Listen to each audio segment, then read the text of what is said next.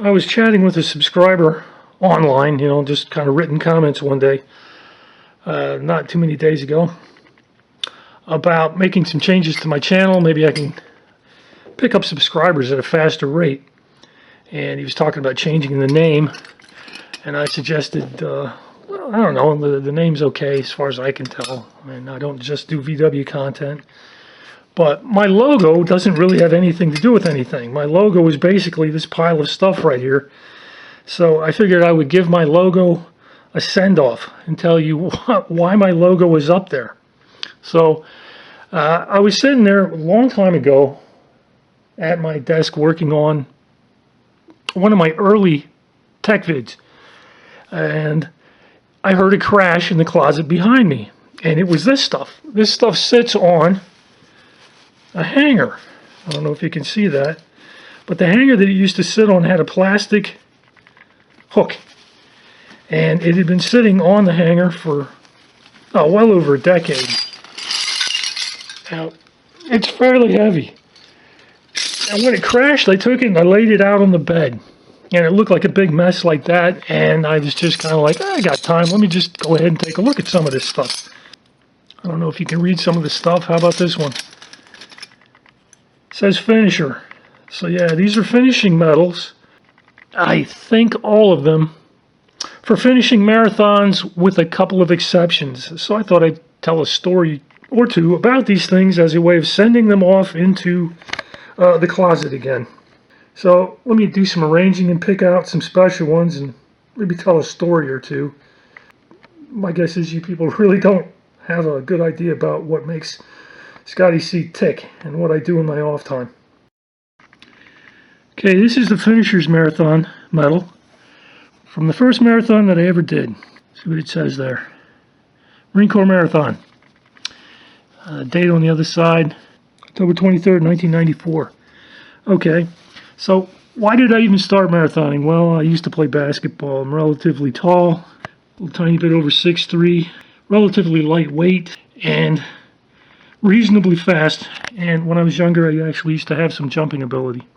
So as I got older, I got tired of getting hit in the face, believe it or not, and I was sitting around with some buddies that I worked with at the end of the day after a 3.5-mile road race, and a guy said, my bicycling magazine, because he was a bicycler, my buddy said, you're not a real athlete, according to his magazine, unless you can run a marathon in less than 4 hours. And I said, well, what is that? That's about 8 of these 3.5-milers back to back. Oh, we can do that. We should be able to break that. So anyway, we did not break it. But there's a very famous woman that ran this race as her one and only marathon at about the time she turned 40. And at some point during the race, I told my buddy, we were probably around mile 21, I said, Larry, Oprah Winfrey is ahead of us, and I'm not going to let her beat me. So I took off, I abandoned my buddy Larry, and I passed Oprah on the bridge going over the Potomac River shortly before we get to the Pentagon.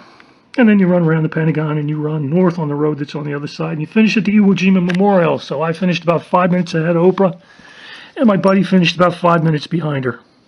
So the next year, my buddy and I trained back up for the same marathon, and what is that, October 22nd, 1995. I ran about a 3:45, so I broke that 4-hour mark, and my buddy went the other direction, so I was like, I don't know, 40 minutes faster. He was about 40 minutes slower, and it was probably the last one he ever tried to run. But anyway, having made my time, I realized that was just way too freaking easy. I think I can break 3:30. Okay, so these represent the quest to go under 3:30. All right, so starting in 1996, I made a mistake. My shoes were too big, too heavy. They were super comfortable, great trainers, but too big and too heavy to do it. Anyway, the marathon is the Mohawk Hudson River Marathon. You kind of run from Schenectady, New York, down the Mohawk River to the Hudson River, and then down towards Albany, finishing along the Albany Hudson River waterfront area. Really nice marathon. Anyway, I think that this thing was, I did somewhere in the 3:30s. I did not quite break 3:30. Notice that the jump from 96 to 97, I managed to injure myself Somehow or another, I managed to get a weird tendon thing on my ankle. I mean, lots of people get kind of a runner's knee, but I had kind of an ankle issue that took a long time to disappear. Anyway, finally finished. And I believe that this marathon, again, the Mohawk Hudson, I ended up running somewhere around, I don't know, it was like 3:23. So I broke the thing, but I went the wrong way with the shoes. I went super lightweight and kind of in a small size. So the shoes were too small and the laces were too tight. My feet hurt like crap. And I was like, you know what? I think that I can get all the way down to, like, let's say sub 320, maybe even a Boston qualifier, 315. So the goal just kept changing. And once I recovered from my injury over here and did that and changed my shoes, the next year at the Mohawk Hudson, I ran what at the time was my PR marathon. And I did, in fact, qualify for Boston with a 3:10 and change. It was somewhere around 3:10:45, something like that.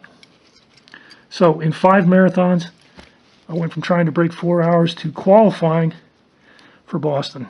And as a matter of fact, at my age, the ball qualifying time was 3:15, and I ran a 3:10. So this is actually an open qualifier for a 35-year-old guy. So that was fun. But it just kept going, because when I finished that, it's like, well, that was pretty fun, but maybe I can go faster. Maybe not. Who knows? We'll see. Well, once you qualify for Boston, what do? You go run Boston. Hey, why not, right? So I tried the PR. And Boston Marathon, just from a time of the year standpoint and the course, it just does not work with my body. But this happens to be 2000, which is the last Boston Marathon of last century. And this is 2001, which is the first Boston Marathon of the current century. So I did this one in like 2:12, I think, and I did this one in right around 2:12. I mean, they weren't too far off. I ran out of energy in different ways in both of the marathons, and they ended up ending, just being almost identical time-wise. Now, in between, there's this blank spot with this weird one. So I had a running buddy named Teresa, who now lives out in Oregon, and she wanted to qualify for Boston. So I trained with her, and boy, did we do a lot of running. And I ran with her in this marathon where she qualified for Boston. So I paced her to a qualifying time in this marathon. But I decided to go run, Boston with her because I trained with her and just enjoy the run and go out and chug along, have a good time. But I ran it as a bandit. I was like, I'm not paying $120 to go out and run a pace that's like an hour. Well, it's not an hour less than I would do, but about 40 minutes slower than what I would do. So I bandited it. Yeah, I stole a marathon from Boston. But anyway, she got a picture of her finishing the marathon. I was not in it. I told her as we got to the finish line, I'm like, okay, I didn't actually, pay for the marathon, so I'm going to jump off the course. You go knock yourself out. You're the girl. And she did. So I've seen her finish her picture. She looks great and looks happy. And once I'd done it twice and I knew I wasn't going to PR, I decided to just go out and have some fun one time on my own, just to chug along and have a good time. And that's this one, which was the 107th running, which I believe is 2001, 2002, 2003. And I think I finished in 3:25 or something like that, just having a good time. That was a fun marathon. Okay, so in the quest to go a little tiny bit faster, I decided that the thing to do would be to run a really fast fall marathon, having run a whole bunch of really fast half marathons prior to doing the marathon. So anyway, this particular marathon is the Atlanta Marathon. And it's on Thanksgiving Day. I ran it 2 years back to back. I was 39 this year. I was 40 this year. And this ended up being my PR race. This is a relatively difficult marathon. It's got a lot of up and down. That's a tough marathon. Anyway, I ran about a minute faster than my prior best when I was 37 at about 3:09:45ish or so. So that is my PR, 3:09:45 or 47, 43, I don't know, somewhere around there. Anyway, the next year I kind of had an energy crisis, ran out of energy. I forget what I did. It was a pretty decent time, but obviously no PR. Anyway, so very pretty, very nice, kind of special, that one in particular. Yay, so we go from the fastest marathon I've ever run to the slowest marathon I've ever run. Leadville, as in Leadville, Colorado. This race starts at about 10,500 feet and it goes uphill as soon as you start the race. And I think the average altitude is somewhere around 11,000, 11,500 feet probably. And you go up to over 13,000 feet in this race while attempting to run. And of course I live in Kansas, so it's not like I'm altitude trained or anything. So anyway, this sucker was 5 hours and 33 minutes or something like that. And it wasn't, it's just, it was a lot of hiking. Every time you go up, there's just not enough air for, somebody who lives in Kansas to run uphill. So, I mean, there were just hundreds of us walking at various points, but a very fun marathon. And of course, once you get up to the high points, you get to run downhill. So, yeah, I ran downhill a lot. There were some fun downhill miles. It's fun to be cooking along and just making a good time on a mile when you know that you're at over 2 miles in altitude. So that was fun. Anyway, I think I was about 42 when I did this. All right, Wichita Marathon 2007. This is my second to last, or penultimate marathon. And I was in pretty decent shape. My youngest daughter had been born about a month before I did this. I went down, ran this. I ran a decent time. It was a hot day. It was a difficult day to run a really good time. So it wasn't particularly fast. I was, however, third in my age groups. I picked up an age group award. So I got on the phone, called up my now ex-wife, said, hey, I won an age group award. I'm going to be an extra hour and a half down here. But she was like, no, I need your help with our kids. You need to come home. So, I'm like 2 hours away from the house, and I'm only asking to be about 4 hours away. And she griped at me, and I was like, well, they're my kids. So I went ahead and went home. I'll just contact the place, and I will have them send me my award. I will pay for it. And I contacted them, and they told me they'd do it, and they never did. So I do not have or never picked up the age group award for that penultimate marathon. And this is my ultimate marathon. This is the last one that I did. This was in like May of 2008. And I was 45 years old. I was 45 years old in the other one over there too. But why would this be my last one? Well, it turns out my kids, being very small, were in daycare for at least some of the time. I was working on a graduate degree at KU, so I was a student. And so I couldn't be home with the kids all the time, so I had to go to class, work as GTA, grader, stuff like that. I had stuff I was doing. And the kids were doing some time in daycare. And believe it or not, when kids go to daycare, they get sick. And if they get sick, they pretty much make the primary care provider, that would be me, sick as well. And I was sick for 5 years, endlessly, so I stopped running. I stopped running big miles. I still stayed in shape. And I tried building up one time when I was 50, but my feet were a little bit sore. And just had some issues with my feet just being sore. I don't really seem to have too many problems with it right now. But anyway, I tried when I was 50, and I haven't tried since. But I am right now trying to do it again because I have time. And it's expensive. It's an expensive hobby. Time and money. The time and money are finally back on my side. Alrighty, so here's a bunch of Boston Marathon paraphernalia. When you enter one of these things, you don't have to finish, but you enter, you get a t-shirt. Okay? So this is my 2000 t-shirt, my 2001 t-shirt, my 2003 t-shirt, and this is my race bag for my 2003. And that's my bib number, 5024. And one of the things that you do at Boston is you get stuck into a corral. The corrals are about 1,000 people a pop. So I'm in the 5th corral back, and there's like 20, 25 corrals, something like that. So that's actually pretty darn far up in the pile. And one of the things that I've done with all 3 of my Bostons that I officially ran, I've always finished ahead of my number. I don't know by how much, but this was the slowest one I ever ran, but I finished somewhere in the 4,000s.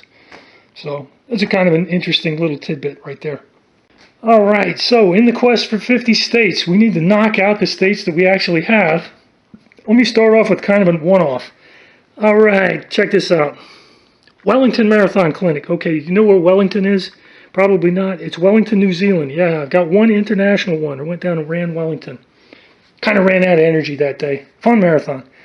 but a little bit on the slow side, probably 325-ish or so, something like that. Anyway, let's hit the states. DC, don't know if I want to include that. Some of this is run in Virginia, but I don't know if I want to include it there, so I've kind of thrown it off the end. So, this, Anchorage, Alaska, Mayor's Midnight Sun, Hogeye Marathon. That's in Fayetteville, Arkansas. Colorado, the Leadville Trail Marathon. Mystic Places, Mystic, Connecticut. This, they claim to have one of the biggest finishers medals out there. This is the Tampa Hops Marathon by the Bay. We have 2 Atlanta marathons. All right, kind of tucked in here, we got a shirt. Turns out this particular marathon doesn't give out finishers medals. This is the Volcano Wilderness Runs. Anyway, you run this thing inside Volcanoes National Park. That is the single hardest marathon I have ever done. 4 hours and 35 minutes or so, something like that. And oh my God, was it tough. You got a brutal task ahead of you if you want to run that thing and run it fast. So, but it was fun, very scenic, had a good time. Did it on my honeymoon. We have Iowa, Medicom, Des Moines. That's an interesting story. They had independent starts for the half and the full marathon. I didn't realize that, and I started with the half marathoners. And we ran a different course, and by the time I figured it out, I had run an additional, who the heck knows how much. Anyway, I ran about 28 miles that day. Continuing on, we get to Kansas. We got a bunch of Kansas. We got 5 Wichitas. We have an Eisenhower out in Abilene, Kansas. And I've got 2 Olathe marathons. We have Maine. Sugarloaf, Maine is a ski resort. That was pretty fun. Stayed in somebody's chalet condo type thing. Continuing on, we have Massachusetts with 1, 2, 3 Bostons and a Bay State, which I think is in Lowell, Massachusetts. But I ran a fair portion of this race, probably good solid half of it, 13 miles or so, chatting with an absolutely lovely young woman who was about 10 years younger than me. She came up to me after the race and thanked me for helping her run a personal best. And, based on body language and all that stuff, I'm sure that if I had decided to ask her out, she would have gone out with me. But I had a girlfriend at the time who's now my ex-wife. How about that? Tupelo, Mississippi, the birthplace of Elvis Presley, I think. Missouri. I have here 1, 2, 3 Kansas City marathons. They changed the course between these 2 and that one, so they don't run the same thing. And during these years right here, I happened to finish in my age group, picking up age group awards. Top 3, top 4, not sure what it was. Anyway, moving on, we got Nebraska. I got 5 Lincolns and 1 Omaha. New York, 3 Mohawk Hudsons. New Jersey, the Jersey Shore. I don't even remember what towns that went through, but it went through a whole bunch of towns along the shoreline, somewhere in the vicinity of Sandy Hook. If you've heard of Sandy Hook, yep, in that area. Philadelphia Marathon. I was on pace to run a 3:08 in this one. So freaking close. I ran out of energy. Anyway, moving on, South Dakota, we got Deadwood Mickelson. Fantastic run. Rail Trail Marathon. Really nice, beautiful, scenic. I was 10th overall on that, and believe it or not, that put me at 4th in my age group, so I did not get an age group award. 10th overall, I did not get an age group award. Moving on to Tennessee, Knoxville Marathon. Finishes in the Tennessee Volunteers football stadium. It's got a real nice little turf that you run on there, and I was like, wow, this turf is so nice. You know what I'm going to do? I'm going to do a cartwheel at the finish line, and I did, and my ex-wife got a picture of me with my feet up in the air as I went over the finish line. Texas, like a Cowtown, that's Fort Worth, and the Houston. But anyway, one of the things that we do is something called the 50 State Club. And I am missing some states. And it is one of those things that has been on my bucket list. Your bucket list may be different from mine. Oh, I want to go to Europe and sit on a cruise ship and sit at a restaurant or sit in a train or sit in a bus. Scotty C doesn't like to sit.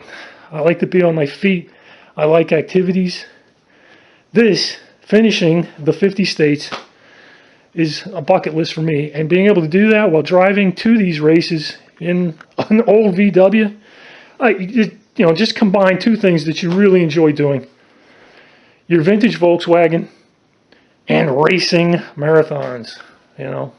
I think I'm too old to actually race them. Who knows?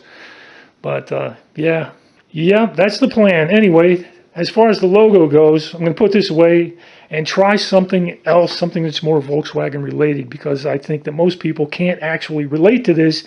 They have no idea what it is, and does not draw people into the channel. So the quest for 50 states goes on, but the logo involving the chase disappears. I don't know when I'm going to do it, but soon.